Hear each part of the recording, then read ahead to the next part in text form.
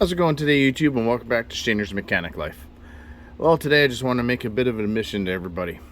I've got an addiction. Not to drugs or alcohol or anything like that. As you may have guessed, I've got an addiction to tools.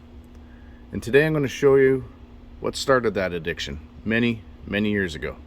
Let me show you what I'm talking about.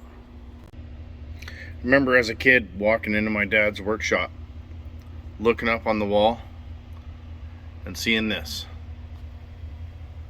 The Sears Craftsman socket set. Remember opening it up,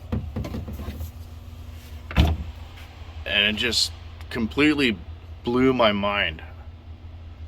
I thought, this is the ultimate set of tools. You can fix anything with this. And recently, my dad gave this to me. You know, I'm many years into my career. I've had many different socket sets and tool kits. You know, I don't really need these tools, but I swear this tool kit, it's almost got a soul. I couldn't say no. Yeah, I can't remember exactly what year it was. If I had to make a guess, it'd probably be, you know, mid-80s, somewhere along those lines.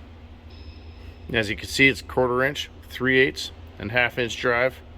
You got a set of standard combination wrenches, and everything's there. You know, you got a few sockets with a little bit of tape on them for some reason. You know, but even the 10 millimeters are there.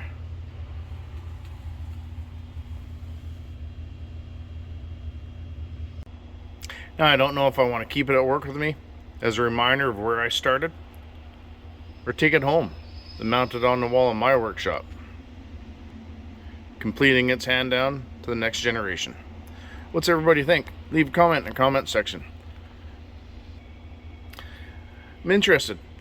What toolkit started it all for you guys? Let me know. If you like this video, hit the like button. If you want to see more like it, hit the subscribe button and the notification bell in the bottom right hand corner.